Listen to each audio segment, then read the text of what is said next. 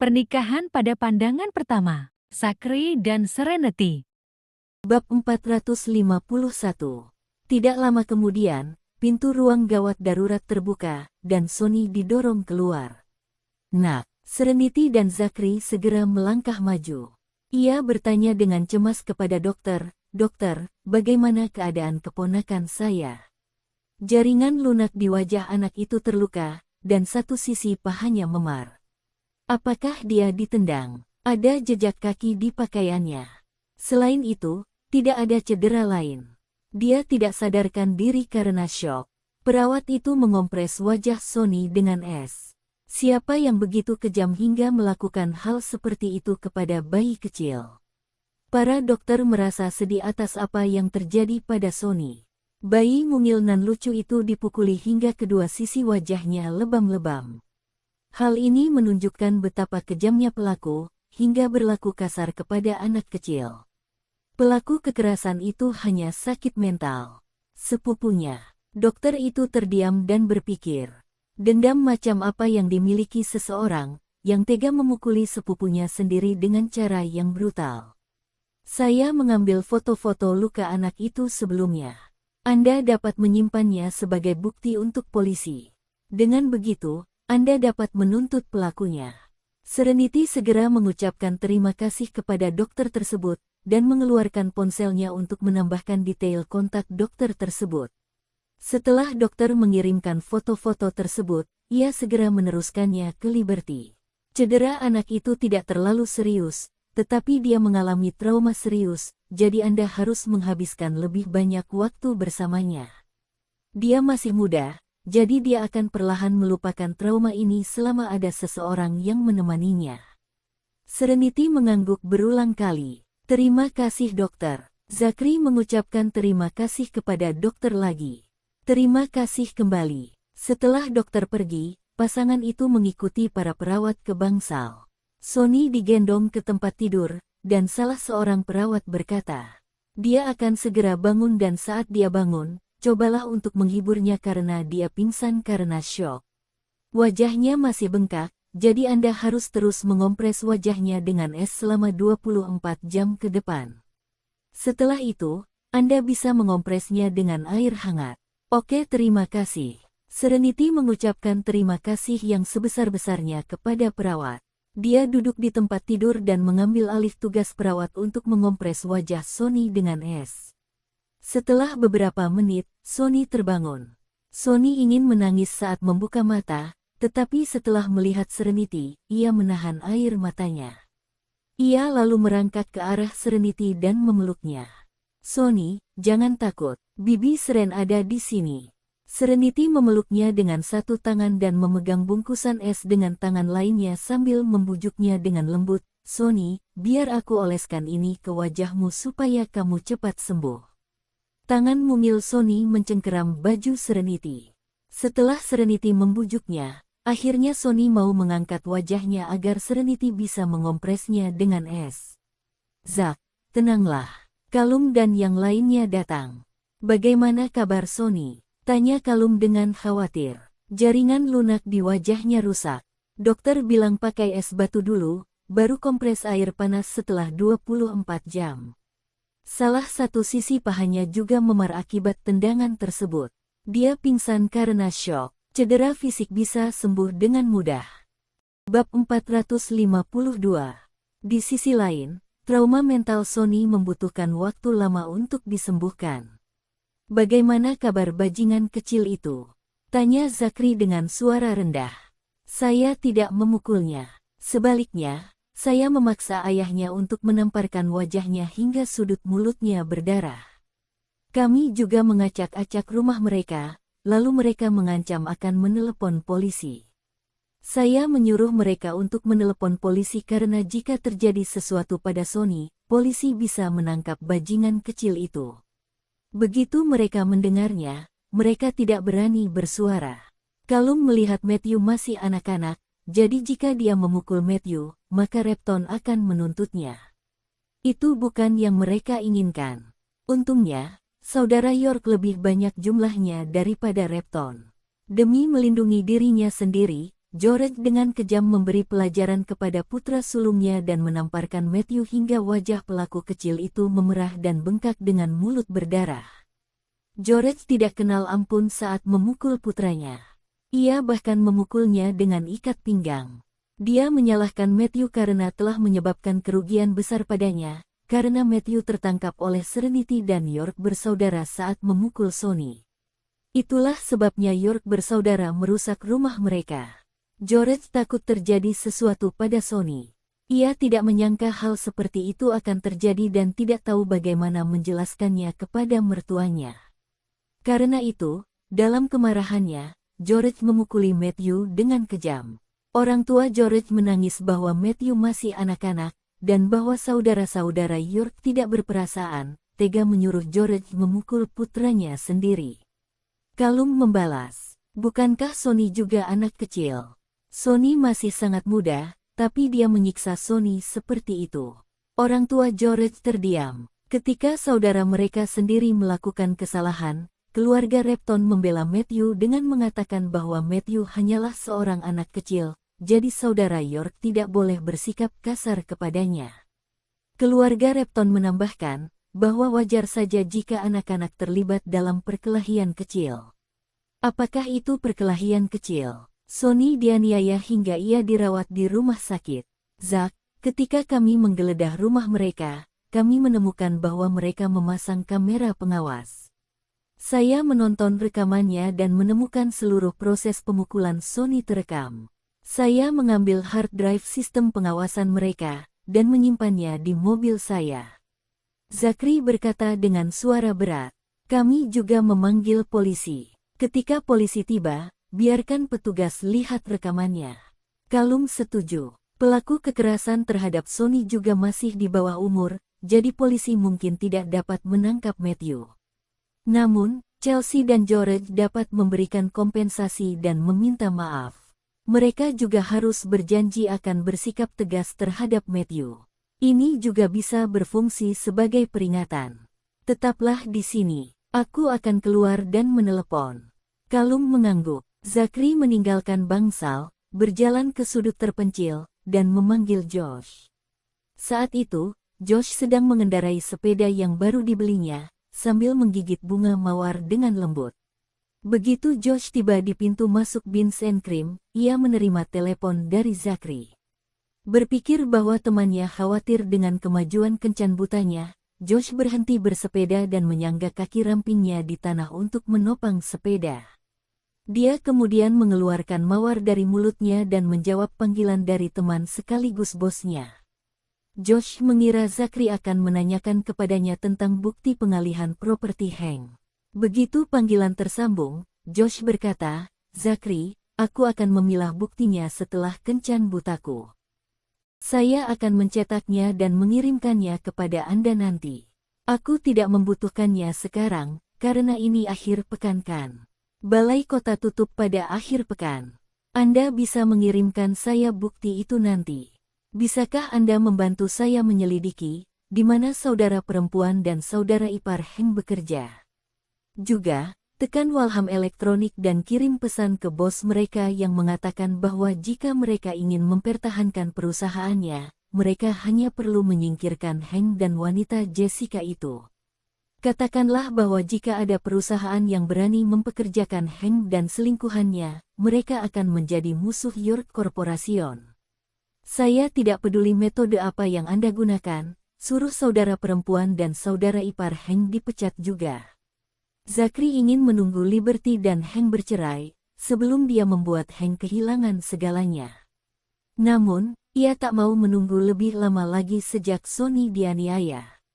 Bahkan jika identitas aslinya terungkap pada akhirnya, dia ingin keluarga Brown tidak mendapatkan apa-apa. Siapapun yang berani menyentuh keponakannya akan mendekati kematian. Karena kematian adalah hal asing bagi mereka, Zachary akan mengajari mereka apa artinya. Bab 453.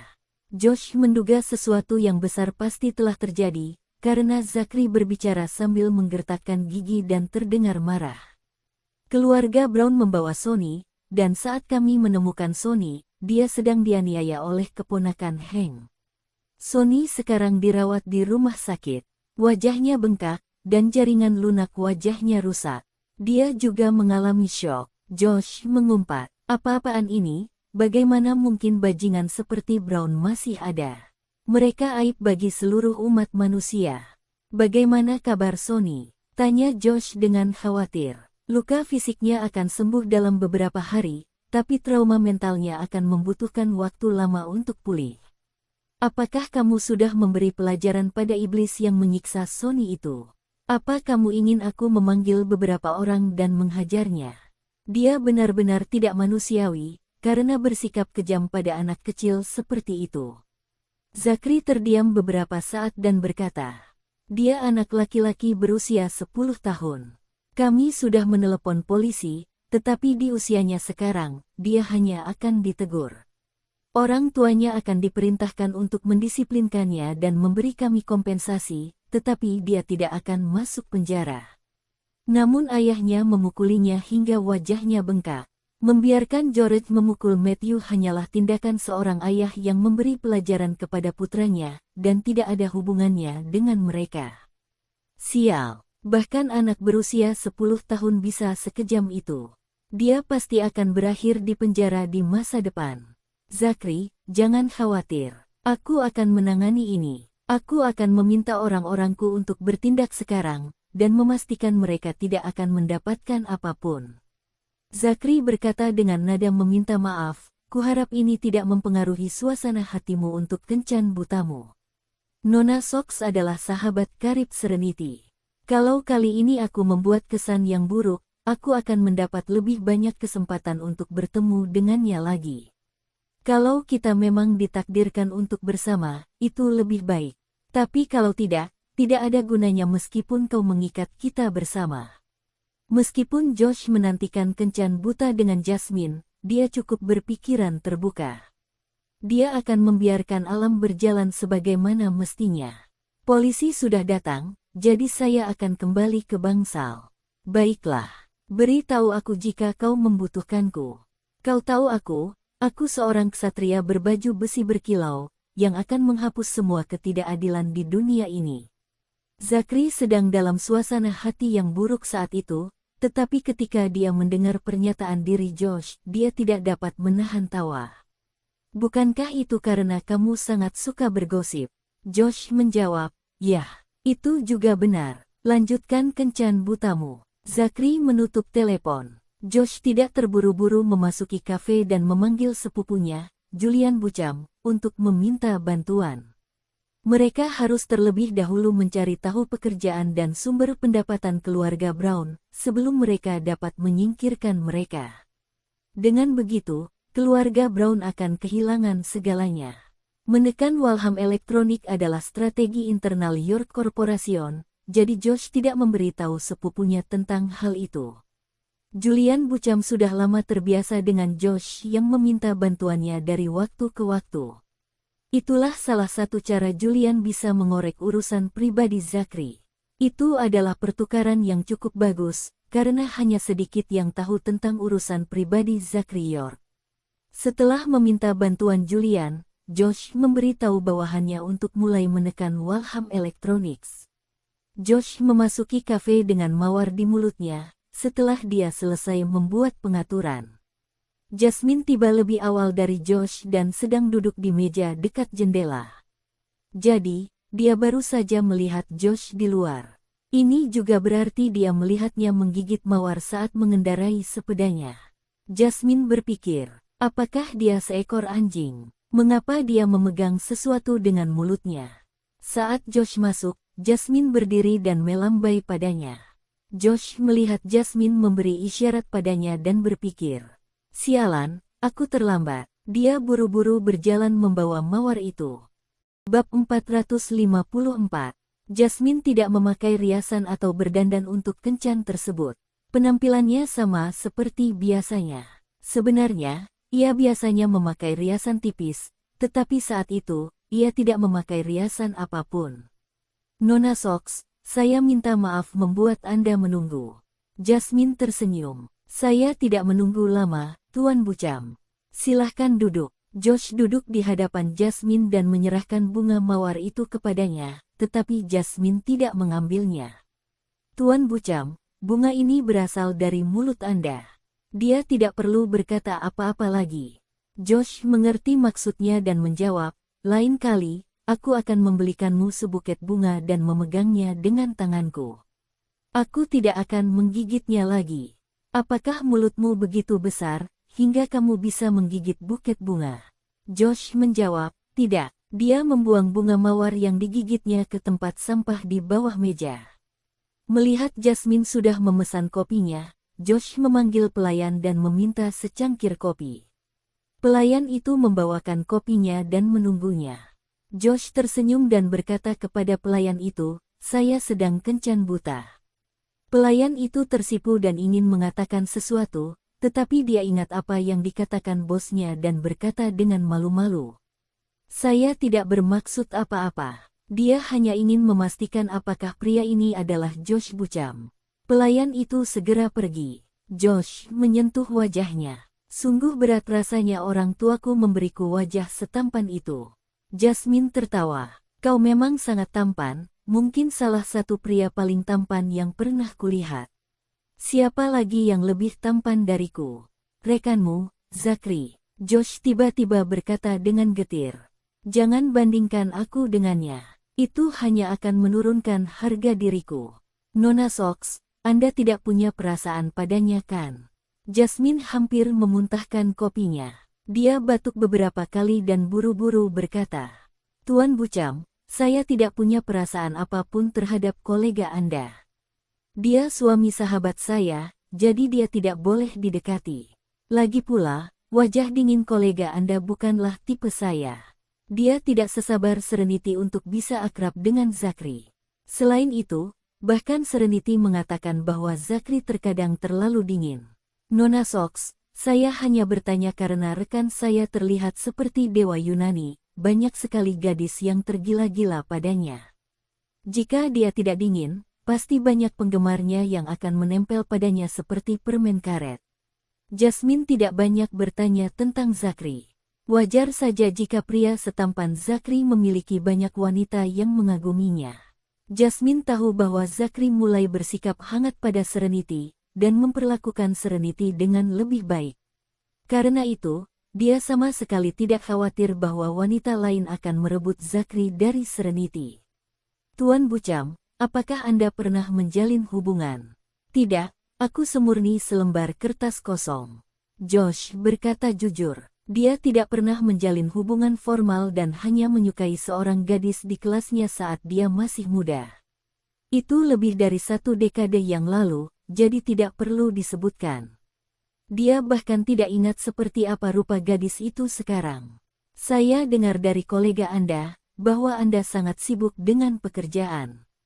Ya, saya begitu sibuk dengan pekerjaan, sehingga saya tidak punya waktu untuk bertemu remaja putri seperti Anda, Nona Sox. Tapi saya masih punya banyak pengagum. Bab 455. Jasmine tersenyum dan berkata, jika kamu tidak memiliki pengagum, aku akan berpikir ada yang salah denganmu. Josh berkata, saya benar-benar sehat dalam segala hal. Tuan Bucam, Anda tampak sehat secara kasat mata. Josh membuka mulutnya, tetapi tidak tahu bagaimana menjawabnya.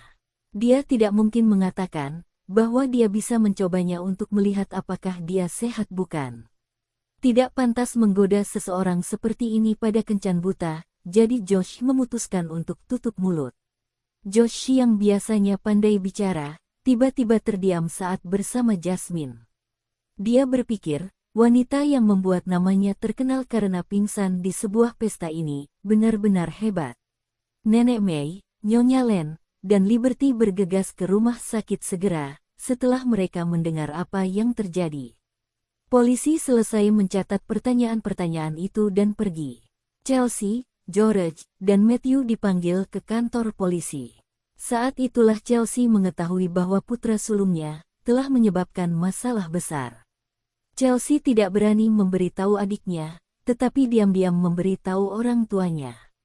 Namun, ketika Ibu Brown mendengar bahwa cucu tertuanya telah memukuli cucu bungsunya, yang kemudian dirawat di rumah sakit. Ia menangis dan memarahi Chelsea. Begitulah cara Hank mengetahuinya. Setelah Liberty pergi ke rumah sakit, Hank juga bergegas ke rumah sakit bersama orang tuanya. Sedangkan Chelsea, dia tidak berani pergi ke rumah sakit bersama mereka, karena takut dipukuli sampai mati oleh Serenity. Chelsea sudah dipukuli oleh Liberty sebelumnya. Selain itu, Chelsea dan suaminya harus melapor ke kantor polisi bersama putra sulung mereka. Nak, Liberty terhuyung-huyung masuk ke bangsal. Ketika dia melihat putranya memeluk saudara perempuannya, dia bergegas maju. Nak, dia memeluk putranya. Melihat memar di wajah putranya, Liberty mengulurkan tangan dan menyentuhnya dengan lembut dengan tangan yang gemetar. Air matanya mengalir di pipinya tanpa henti. Ibu. Sonny mengenali ibunya dan menangis dengan suara serak. Ia kemudian memeluk leher Liberty erat-erat dan menangis. Matthew memukulku ibu, Matthew memukulku. Nak, ibu aku mau pulang. Aku nggak mau tinggal di rumah Tante Chelsea. Matthew dan Lucas pasti akan memukulku. Sonny mulai menangis ingin segera diantar pulang. Liberty membujuknya sambil menangis. Ibu akan membawa Sonny pulang. Ibu datang ke sini untuk membawamu pulang. Kamu tidak perlu pergi ke rumah bibi Chelsea lagi. Jika mereka berani memukulmu lagi, ibu akan melawan mereka. Kondisi Sonny membaik secara signifikan, berkat dukungan dari ibunya dan bibi Serenity. Ia tidak lagi menangis, tetapi ia enggan berpisah dengan ibunya meski hanya sesaat, karena ia takut paman George akan membawanya ke rumah bibi Chelsea lagi. Kemudian Lucas dan Matthew akan memukulinya. Anak laki-laki itu ketakutan. Apa kata dokter? Setelah menenangkan putranya, Liberty menyeka air matanya, dan bertanya kepada saudara perempuannya dengan suara tercekat. Untungnya, Liberty memiliki seorang adik perempuan, yang memiliki mertua yang baik. Kalau tidak, Liberty tidak akan tahu harus berbuat apa. Ada luka di wajah dan salah satu sisi pahanya. Kita perlu menempelkan es di wajahnya untuk mengurangi pembengkakan. Memar di pahanya akan membaik dalam beberapa hari, setelah mengoleskan salep obat setiap hari. Yang lebih kritis adalah trauma mentalnya. Matthew adalah iblis. Sonny adalah sepupunya, namun dia memukuli Sonny dengan sangat kejam. Terima kasih telah menonton. Jangan lupa like, komen dan subscribe.